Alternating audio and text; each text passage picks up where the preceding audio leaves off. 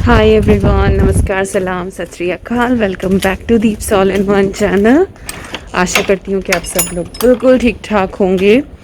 और मैं जा रही हूँ डॉक्टर के यहाँ पे। आज मेरा ब्लड टेस्ट है, जैसे कि मैंने अपनी पिछली वीडियो में बताया था कि कुछ चेकअप हुए थे, तो ब्लड टेस्ट के लिए जा रही हूँ।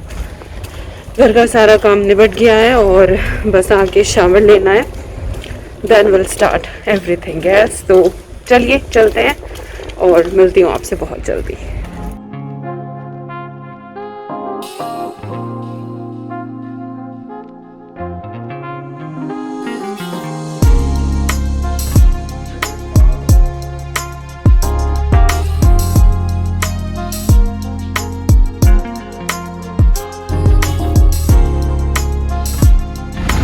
सो my blood test is done और विद इन 3-4 डेज जो है वो आ जाएगा रिज़ल्ट।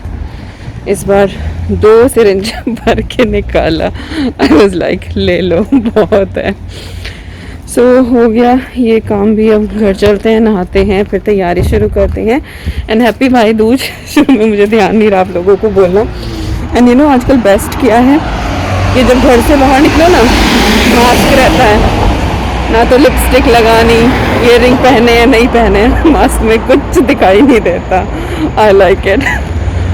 चलो चलते हैं, रोड क्रॉस करनी है मुझे। Will see you soon.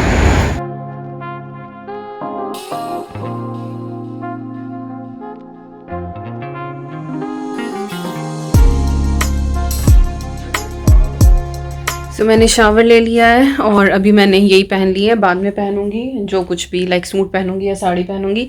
और फ्लावर्स अभी तक जो हैं वो बिल्कुल फ्रेश हैं। छोटी दिवाली वाले दिन आए थे और everything is so fresh till now. और अभी जो है वो खाना बनाने का टाइम है, लेकिन पहले यहाँ पे होगा फलाहार। हाँ, फ्रूट ब्रेक होगा यहाँ पे। और जो भाई दूज की पूजा होगी, जो कुछ भी, वो अद्वी आ जाए स्कूल से उसके बाद करेंगे। सुबह इतना टाइम मिलता नहीं है, वो जल्दी जाती है स्कूल, तो वो स्कूल से आ जाएगी और उसके बाद फिर हम लोग करेंगे। और ऐसा फास्ट वगैरह तो मैं नहीं करती हूँ यहाँ पे, क्योंकि इंडिया होती, घर जाती, भैया को तिलक करती, सारे काम होते, तो मैं करती भी। यहाँ पे जो है लाइक दिया जला देती हूँ, गणपति को टीका कर देती हूँ और उसके बाद फिर मैं खा लेती हूँ। तो भी मैं वो कर दूँगी, लेकिन अद्वी के आने के बाद, क्योंकि वो करेगी ही सारी चीज़ें, तो फिर मैं उसके साथ दोबारा बैठूँगी और फिर से तिलक कर दूँगी, क्योंकि उसे दिखाना पड़ता है। चलिए, तो पहले खाते हैं फ्रूट्स, फिर बनाते हैं खाना, और जैसे जैसे होगा will share with you. Okay okay. Okay, take a seat. और वो अदबी वाली जो ड्राइंग है ना, ये वो हमने वहाँ पे लगा दी है ना। अभी वो उसने कंप्लीट नहीं करनी, उसमें कलर बाकी है अभी। उस दिन उसका हाथ दर्द करने लगा था। चलिए मिलते हैं जल्दी। तो चलिए भाई दूज स्पेशल परवल की मिठाई बनाना शुरू करते हैं, जो बहुत इजी है और बहुत कमाल की बनती है। तो यहाँ पर कुछ परवल हैं, और अगर आपको थोड़े से बड़े साइज़ के मिले ना तो ज़्यादा बेटर है। मेरे पास बिल्कुल ही छोटे छोटे थे, इंडियन शॉप से हम लेकर आए थे, लेकिन बड़े वहाँ पे अवेलेबल थे ही नहीं। थोड़े बड़े साइज़ के हों तो देखने में भी अच्छे लगते हैं और शेप भी ज़्यादा बेटर आती है। तो ये जो परवल है, इनको मैंने पहले अच्छे से वॉश कर लिया था और इसके बाद अब मैं इनको पील कर रही हूँ। और अच्छे से आप इनको पील कर लें, इनकी हेड एंड टेल जो है वो थोड़ी सी कट कर लें, तो नीटली आपको इनको पील कर लेना है। पील करने के बाद आपको इसमें कट लगाना है और हाफ वे लगाना है, नीचे तक थ्रू नहीं करना है। और इसके बाद इसके अंदर जितने भी बीज होते हैं वो आपको निकाल देने हैं। और बीज चाहे तो आप हाथों से निकाल लें, लाइक उंगली से निकाल लें, या फिर इस तरह से जो चम्मच होती है उसकी जो बैक साइड होती है उससे स्क्रैप करके निकाल लें। और निकालें थोड़ा ध्यान से, कहीं ऐसा ना हो कि परवल टूट जाए। तो दोनों हाथों से थोड़ा सा स्क्वीज करके और फिर इजीली जो अंदर के बीज होते हैं ना वो एकदम से निकल आते हैं। कुछ बहुत ज्यादा आपको स्क्रैप करने की जरूरत नहीं पड़ती है, क्योंकि वो बिल्कुल अलग ही रहते हैं। तो कुछ परवल इसमें पके हुए भी हैं, लाइक जिनकी येलो बीज है, इट मीन्स वो थोड़ा सा पका हुआ है, तो टेस्ट थोड़ा सा डिफरेंट हो जाता है। तो सारे परवल जो है वो मैंने खोखले कर लिए हैं, बीज निकाल लिया है। इसके बाद अब हम उनको थोड़ा सा उबाल लेंगे। तो यहाँ पे एक पैन पैन में मैंने उबला हुआ पानी डाला है, साथ ही मैंने उसमें चुटकी भर बेकिंग सोडा डाल दिया है, जो खाने का सोडा होता है। उससे क्या है, ये जल्दी गल भी जाते हैं और साथ ही इनके ऊपर बहुत अच्छा ग्रीन कलर आता है, उनका कलर मेंटेन रहता है। और हमें सिर्फ 2 मिनट ही हाई हीट पर इनको बॉईल करना है, उससे ज़्यादा नहीं करना है, अदरवाइज ये बिल्कुल गल जाएंगे। तो लाइक हमें इन्हें 40% ही गलाना है, इससे ज़्यादा नहीं। इसके बाद करछी की हेल्प से आप इनको बाहर निकाल लें और इनके ऊपर थोड़ा सा ठंडा पानी डाल दें, उससे इनका कलर भी मेंटेन रहेगा और थोड़े से फिर ये हैंडल करने लायक भी हो जाएंगे। इसके बाद वो पानी मैंने गिरा दिया है और सेम पैन में यहाँ पर मैंने पौना कप के करीब चीनी ली है और उसके अंदर मैंने आधा कप पानी ऐड कर दिया है। इसके बाद इसको अच्छे से घोल लें और इसकी हमें चाशनी बना लेनी है।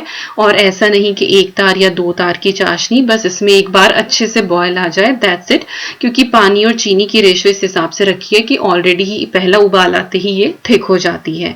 और जब इसके अंदर बॉयल आ जाए आपको हीट कर देनी है मीडियम पे और उसके बाद जो परवल थे उनको हल्के हाथ से बिल्कुल स्क्वीज करके आपको ऐड कर देना है, ताकि जो इनके अंदर एक्स्ट्रा पानी है वो निकल जाए और जो शुगर सिरप है उसको ये अपने अंदर अच्छे से एब्जॉर्ब कर ले। तो बिल्कुल हल्के हाथ से करना है, कहीं ऐसा ना हो कि टूट ही जाए, वो टुकड़े टुकड़े हो जाएं क्योंकि गले हुए हैं। और इसके बाद आपको इसको 3 मिनट मीडियम हीट पर पका लेना है। तो इधर हमारे परवल पक रहे हैं और यहाँ पर है खोया मावा। मावा बनाने के लिए आपको थोड़ा मिल्क पाउडर चाहिए, थोड़ा सा दूध चाहिए और थोड़ा सा घी, लाइक 1 चम्मच के करीब घी, आधा कप मिल्क पाउडर और 2 टेबलस्पून उसके अंदर आपको मिल्क डालना है और सारी चीजों को एक साथ पका लेना है। तो इस तरह से थिक सा आपका एक ये मिक्सचर तैयार हो जाएगा, जो आपका इंस्टेंट खोया होता है। मैंने चैनल पे पहले कई बार शेयर किया हुआ है, आई होप आप लोगों को पता होगा। नहीं पता है तो मैं लिंक डाल दूंगी डिस्क्रिप्शन बॉक्स में, तो आप डिटेल्ड वीडियो देख सकते हैं।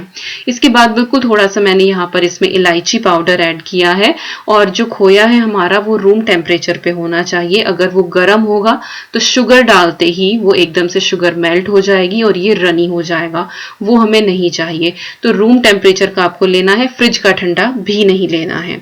तो यहाँ पे लगभग आधा कप के करीब ये खोया है मेरे पास, जिसमें मैंने 1.5 टेबलस्पून के करीब शुगर ऐड करी है, बहुत ज्यादा शुगर ऐड नहीं करनी है।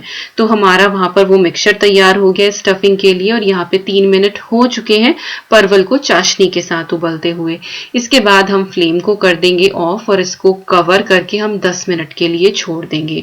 10 मिनट के बाद आप देखेंगे कि ये बहुत अच्छे से शाइनी हो गए हैं और इन्होंने शुगर को अच्छे से अब्सॉर्ब कर लिया है और ये मीठे हो गए हैं। इसके बाद किसी भी टोंग या चिमटे की हेल्प से आप इनको हल्के हाथ से स्क्वीज करते हुए किसी भी प्लेट में निकाल लें और उसके बाद आपको इन्हें अच्छे से ठंडा कर लेना है। चाहे तो आप इनको 15-20 मिनट के लिए फ्रिज में रख दें या फिर आधे पौने घंटे के लिए काउंटर टॉप पे छोड़ दें, ताकि इनकी सारी स्टीम निकल जाए और इनको हम इजीली हैंडल कर सकें। ये बिल्कुल भी गर्म नहीं होने चाहिए स्टफिंग करते टाइम। तो यहाँ पे ये बिल्कुल ठंडे हो गए हैं, मैंने इनको 20 मिनट के लिए फ्रिज में रख दिया था। इसके बाद जो मावा और चीनी की हमने स्टफिंग तैयार करी थी, आपको उसकी छोटी छोटी बॉल्स बना के और इस तरह से परवल के अंदर स्टफ कर देनी है। बहुत आसानी से स्टफ हो जाती है। और अगर बाई चांस आपका जो परवल है वो थोड़ा बहुत टूट गया हो उबलते टाइम, जैसे कि मेरे 2 परवल यहाँ पे टूट गए थे, बहुत ही छोटे साइज के थे, इसीलिए मैंने शुरू में कहा कि अगर आपको थोड़े से बड़े साइज के मिले तो ज्यादा बेटर है, अच्छे से आप उनको हैंडल कर सकते हैं। और अगर कच्चे मिले आपको, लाइक इसमें कुछ जो है वो पके हुए थे जिनके येलो बीज थे, तो जो कचिया से परवल होते हैं ना, उनका टेस्ट भी अलग होता है और वो इजी भी होते हैं हैंडल करने के लिए। तो थोड़ी थोड़ी स्टफिंग लेके आपको अंदर भरती जानी है। और जैसे ये वाला टूटा हुआ है, तो जब आप स्टफिंग अंदर डालते हैं ना तो वो आराम से सील हो जाता है, वो कहीं से पता नहीं लगता है कि वो थोड़ा बहुत टूटा भी है। तो आप इस तरह से ज्वाइन करके थोड़ा सा प्रेस करके और उसको स्टफ कर दें। तो यहाँ पे जितने भी परवल हैं वो मैंने मावा से स्टफ कर लिए हैं। इसके बाद आप इसको गार्निश कर दें। मैंने यहाँ पे पिस्ता यूज कर रही हूँ, आप चाहे तो चांदी का वर्क लगा सकते हैं या फिर काजू बादाम लगा सकते हैं।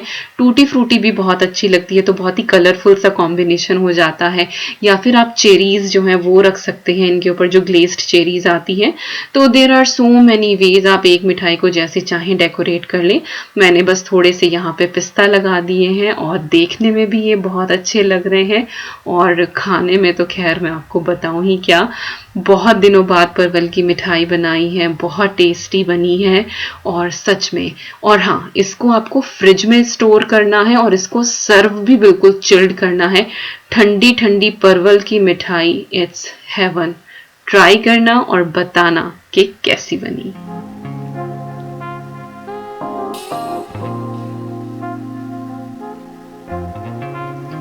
और फिर मैंने मंदिर में भोग के लिए रख दी थी मिठाई और साथ ही यहाँ पे साहब जो हैं वो मिठाई को टेस्ट कर रहे हैं। और अगर मिठाई खाने के बाद ये अच्छा एक्सप्रेशन दे, इसका मतलब मिठाई जो है वो वाकई में अच्छी बनी है। बिकॉज इस पूरे घर में मिठाई की शौकीन सिर्फ मैं ही हूँ। ये खा लेते हैं लेकिन इनको इतना ज़्यादा शौक नहीं है कि जैसे मिठाई खाई जाए। अद्वी को केक इन सारी चीज़ों का शौक है बट इनको बिल्कुल नहीं है।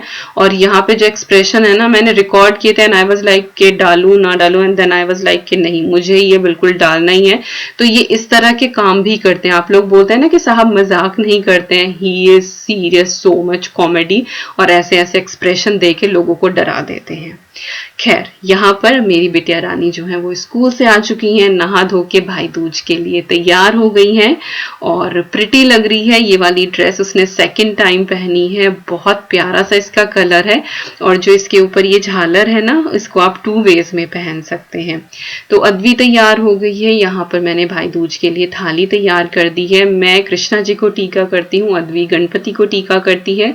मिठाई रख दी है और चावल रख दिया है, दिया है और टीका करने के लिए रोली रख दी है। बेसिकली जो है, अगर भाई नहीं आ पाते हैं तो आप जो ड्राई कोकोनट होता है उसके ऊपर टीका कर देते हैं और जब भी भाई से आप मिलते हैं तो वो उनको दे देते हैं। लेकिन मुझे यहाँ पे वो ड्राई कोकोनट मिलता नहीं है और जो गीले वाला कोकोनट मिलता है उस पे टीका करके कोई फायदा नहीं, क्योंकि वो खराब हो जाएगा, वो घर तक पहुंचेगा ही नहीं। तो भाई दूज पे जो है वो गोले या गोला बोला जाता है, जो ड्राई कोकोनट होता है, तो वो गोले दिए जाते हैं। तो इसके बाद भाई दूज की जो कहानी होती है वो मैंने पढ़ी है, हिंदी में होती है, अद्वी सुनती है सारी।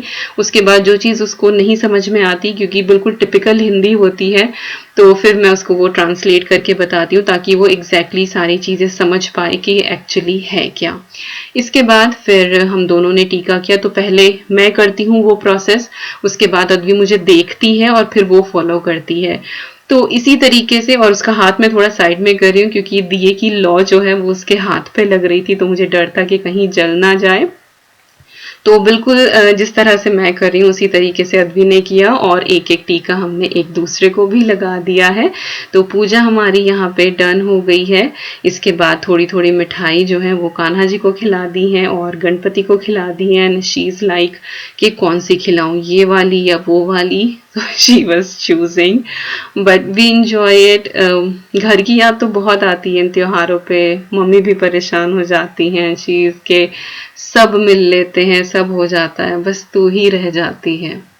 पर क्या करें, बहुत सी ऐसी मजबूरियां होती हैं जब आप हर चीज नहीं कर पाते एक लाइफ में। बट आएगा, वो साल भी आएगा जब सारे त्योहार सबके साथ प्रॉपर रीति रिवाज से मनाए जाएंगे जिस तरह से वो होते हैं। अभी तो ये है कि ऑल्टरनेट ऑप्शन ढूंढने पड़ते हैं, बट स्टिल मन में पूरी आस्था हो तो सारी चीजें अच्छे से हो ही जाती हैं। तो हमने यहाँ पे आरती भी कर दी है गणपति की और कृष्णा जी की। और अद्वी ने मेरा हाथ पकड़ा था लेकिन उसको अलग से भी करनी थी, तो मैं उसको बता रही हूँ कि सिंगल हाथ से आरती नहीं करते, तो दूसरा हाथ इस तरह से वो लगा ले।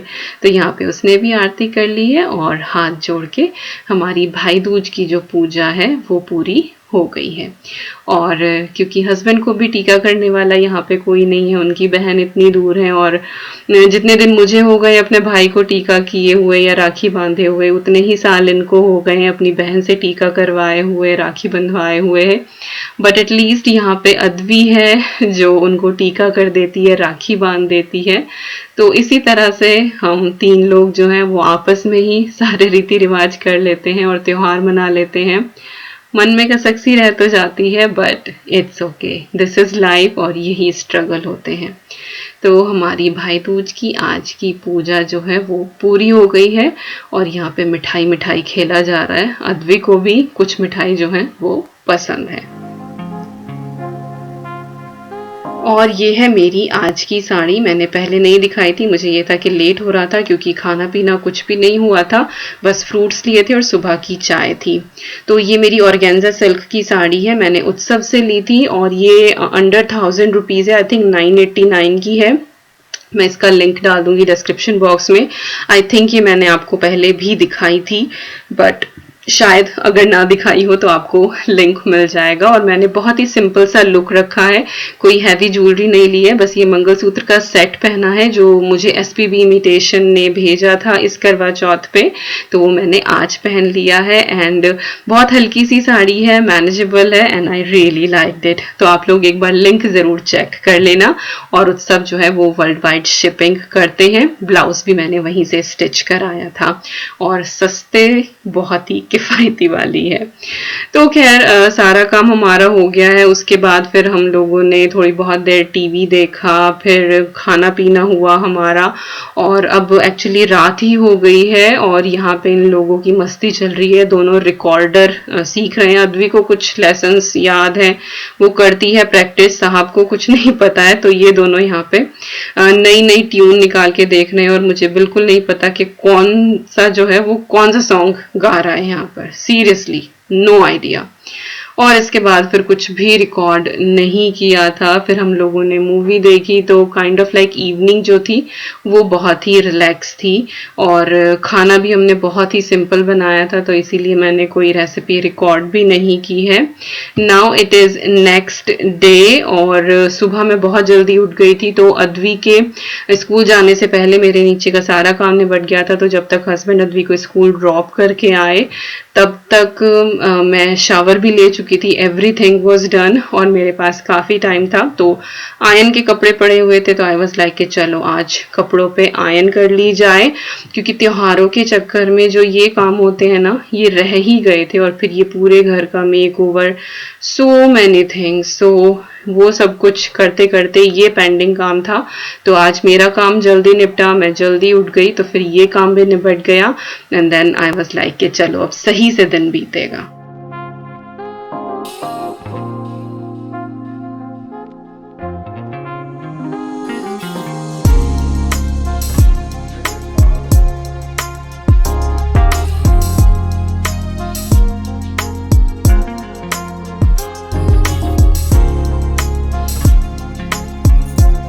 हाय एवरीवन, और फ़िलहाल जो है वो 1:30 बजने वाला है, लंच टाइम हो रहा है और बस मैं खिचड़ी बनाने के लिए जाने लग रही हूँ। भूख लग रही है फ़िलहाल, क्योंकि आज ब्रेकफास्ट भी नहीं किया हम लोगों ने, सुबह की बस चाय पी थी और सुबह से बस हम फ़ोन पे ही हैं, कभी यहाँ बात कभी वहाँ बात, डॉक्टर्स से बात, कुछ जो जानने वाले थे उनसे कंसल्ट कर रहे थे।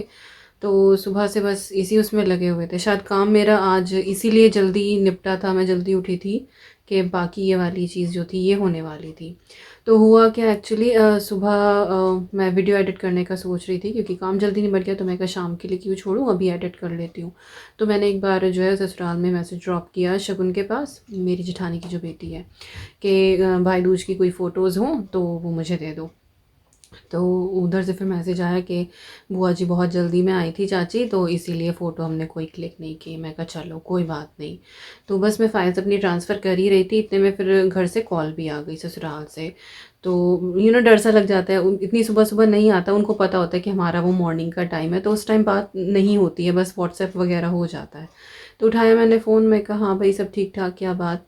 तो जो मेरी जेठानी का बड़ा बेटा है आर्य, तो उसका फ़ोन था, तो बोला कि हाँ चाची जी सब कुछ ठीक ठाक है, हम लोग तो अभी स्कूल से आए हैं। वो लोग 10th में है, तो 10th और 12th उनका स्कूल ओपन है, तो सिर्फ वही क्लास जाती है। तो वो शगुन भी और आर्य भी दोनों 10th में हैं।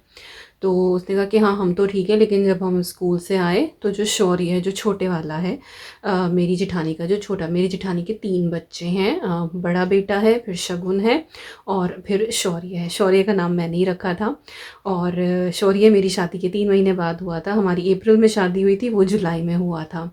तो मतलब तीनों बच्चों से मुझे बहुत प्यार है, बिल्कुल जैसे मेरे अपने भतीजे भांजों के साथ है, बिल्कुल इसी तरह से है। लेकिन शौर्य के साथ मेरा अलग लगाव है, वो मेरे सामने पैदा हुआ, मैंने उसे काफ़ी खिलाया और दिल्ली भी वो मेरे पास आया 2-3 बार, तो उसके साथ एक अलग है चाव मेरा। तो मैं कहा क्या बात, सब ठीक ठाक? कि शौर्य जो है वो साइकिल चला रहा था घर के बाहर, और कोई बाइक वाला आया और उसकी जैसे होता है ना कि साइड मार के चले गए। तो भगवान जाने किस तरह लगी, क्या हुआ, वो साइकिल चलाते हुए थोड़ा इधर को हुआ या बाइक वाला इधर को हुआ, नो वन नोज हुआ क्या, किसी ने नहीं देखा। तो शौर्य जो है वो अपनी साइकिल से गिर गया, और एनी हाउ जिस तरह से वो गिरा तो उसका ये वाला जो पोर्शन है ना वो सामने साइकिल के हैंडल पे लगा, और उसकी ये वाली जो हड्डी होती है ना, ये वाली हड्डी उसमें क्रैक आ गया। तो उसको दर्द तो हुआ, बट उसे ये डर लगा कि घर वाले डांटेंगे कि तू बाहर क्यों निकला था इस तरह से साइकिल लेके। छोटा है वो, 11 साल का है। तो फिर वो घर गया, मतलब अंदर जाके, और वो लेट गया। फिर मम्मी आई, मम्मी ने पूछा कि क्या भाई ऐसे क्यों लेट गया भाई? तो फिर उसने बताया कि मुझे यहाँ पे दर्द हो रहा है। फिर मम्मी ने जो है वो भैया को फ़ोन किया, मेरे जेठ को। फिर वो आए, फिर उसको लेके वो लोग शामली गए, वहाँ पे एक्सरे हुआ। देन केम टू नो कि यहाँ पे जो है वो फ्रैक्चर हो गया है। तो फिर दो ऑप्शन थे, एक तो ये कि उसको छोटा है कि बस यहाँ पे बैंडेज वगैरह कुछ ऐसे लाइक प्लास्टर का यहाँ का दोनों किस तरह का ऑप्शन है कि बैंडेज लगा के उसको सेल्फ हील होने देते हैं, लेकिन उसमें काफ़ी टाइम लग जाएगा। बट जो हड्डी है ना वो जैसे क्रैक होके ना वो एक दूसरे के ऊपर इस तरह से आ गई। अगर वो क्रैक होके लाइक हेयरलाइन फ्रैक्चर होता है और वो बिल्कुल इस तरह होती तो शायद वो सेल्फ हील का हम ऑप्शन ऑप्ट कर भी लेते, लेकिन वो इस तरह से है। तो टाइम के साथ वो हील तो हो जाएगा, ये दोनों जॉइंट हो जाएंगी, लेकिन जो ये वाला पोर्शन है ना छोटा है, जब बड़ा होगा तो ये भी ग्रो करेगा तो वो अलग ही दिखाई देगा फिर। तो हमने कहा नहीं, ये वाला ऑप्शन तो नहीं है। फिर उन्होंने कहा एक माइनर सर्जरी होगी जिसमें आई थिंक आधे इंच से भी कम का एक कट लगा के ना अंदर क्लिप्स से उनको जोड़ दिया जाएगा, और आई थिंक एक छोटा सा वायर लगा दिया जाएगा। अब वो होता है ना कि बात इतनी होती है लेकिन घर तक पहुंचते पहुंचते बहुत हो जाती है। मेरी मदर इन लॉ की हालत कि रोड पड़ेगी, ये होगा। एंड आई वाज लाइक कि मम्मा ऐसा कुछ नहीं है, रोड नहीं डलेगी, इस तरह करेंगे और बस शुक्र मनाओ भगवान का कि सिर्फ इतने पे बात टूट गई, कोई जख्म नहीं उसको और कोई खरोच नहीं है, कि कोई जख्म नहीं हुआ, ऐसा नहीं हुआ कि हड्डी टूट के कुछ चूरा हो गया। बहुत कुछ हो सकता था यार। हैंडल पे घंटी होती है, वो इस तरह गिरा, यहाँ लग जाता, आँख पे लग जाता, दैट कैन बी डिज़ास्टर, बहुत गलत हो सकता है। तो फिर मम्मी को इतनी देर तक समझाया कि मम्मा इट्स फाइन, जो हो गया सो हो गया, बस शुक्र मनाओ भगवान का कि इतने पे ही टल गया। पता नहीं क्या हो सकता था, छोटा बच्चा, कुछ भी अनहोनी हो सकती थी। और फिर मदर इन लॉ है, उनकी एज हो रही है, इतना ज़्यादा उनको पता भी नहीं होता मेडिकल चीज़ों का। जिसने जो बोल दिया अपना सुन लिया, और सुन के और ज़्यादा डर के बैठ गए। तो वो एक माइंड उनका मेंटेन करना, दिल से उनको पक्का करना, तो it took really long time. फिर हमने कहा कि दूसरे डॉक्टर से भी एक बार ओपिनियन लो। फिर हमने एक्सरे का फ़ोटो यहाँ पे देखा, यहाँ पे एक फ्रेंड है उनको दिखाया, तो वही है कि हाँ हल्का सा कट लगा के वो माइनर सर्जरी होगी, शाम तक वो घर भी वापस आ जाएगा। फिलहाल वो लोग आ गए हैं घर, लेकिन कल सुबह जाएंगे फिर वो लोग सर्जरी के लिए। तो वही एक ऑप्शन था, सेल्फ हील वाला, नॉट गुड। तो ये सारी चीज़ें सॉर्ट होते होते फिर अभी मैंने वीडियो कॉल करी दोबारा से घर, फिर शौर्य से बात करी, and he was completely fine कि नहीं चाची जी मुझे कोई दर्द नहीं है, पेन किलर्स दे दिए हैं और मैं बिल्कुल ठीक हूँ। तो मुझे भी तसल्ली हुई, मेरे अपने बच्चे की तरह है वो, तसल्ली सी हुई। फिर मैं कहा चलो कुछ तो रिलीफ़ है। फिर उसको चीयर अप करने के लिए मैंने उसे अपनी स्टोरी बताई। मैं कहा तू तो 11 साल का है, मैं तो 9 ही साल की थी। मैं कहा मैं खेलने जा रही थी पार्क में, और भैंस ने उठा के और मुझे पटक दिया, उधर से 2-3 भैंस आ रही थी। और मैं कहा मैं तो इतनी ज़्यादा टूट फूट गई थी, मेरी आँख सूज गई थी, मेरा कान हल्का सा यहाँ से कट गया था, मेरी पैर की जो उंगली थी वो वाली लाइक टूट गई थी, खाल उतर गई थी, फ्रैक्चर हो गया था हाथ में, पैर में। और मैं कहा देख तेरे सामने हट्टी कट्टी चाची बैठी है। तो फिर वो बड़ा हंसा कि क्या चाची जी, भैंस ने उठा के पटक दिया। मैं कहा देख ले, ऐसे ऐसे काम करे हमने। तो खैर वो खुश हो गया। तो फिर मम्मी को भी समझाया, मैं कहा उसके सामने ऐसे परेशान मत होना, रोना वोना मत। शगुन परेशान हो रही थी, उसको समझाया कि बेटा ऐसे मत करो, फिर वो और ज़्यादा दुखी होगा कि नहीं चाची जी बस जब एक बार सुना तो लगा, बट अब वो आ गया घर तो अब तो बिल्कुल ठीक है। तो इस तरह की सिचुएशंस हो जाती हैं घर में, और उस टाइम पे अपने आप को बहुत संभालना पड़ता है। लाइक सुन के मुझे एकदम से बहुत शॉक लग गया था कि कैसे क्या, but we have to control sometimes our emotions, ताकि दूसरे को भी हिम्मत मिले। जिसको अब मैं भी उस टाइम पे रो धो के बैठ जाती, मम्मी और ज़्यादा परेशान हो जाती।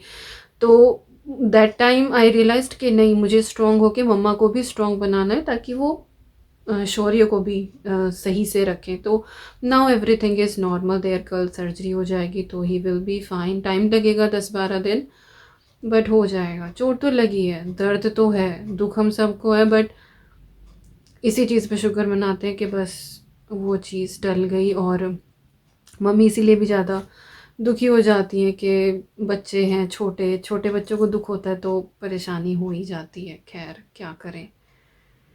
चलिए, तो सुबह से यही चीज़ थी और व्लॉग भी मेरा जो था वो एंड नहीं हो पाया। फिर मुझे लगा कि चलो आप लोगों को बता दूँ, दुआएं भेजना उस छोटे से बच्चे के लिए कि जल्दी से हील हो जाए। ही इज़ वेरी स्ट्रॉन्ग, वो मेरा सुपरमैन बेटा है और वो जल्दी से ठीक हो जाएगा।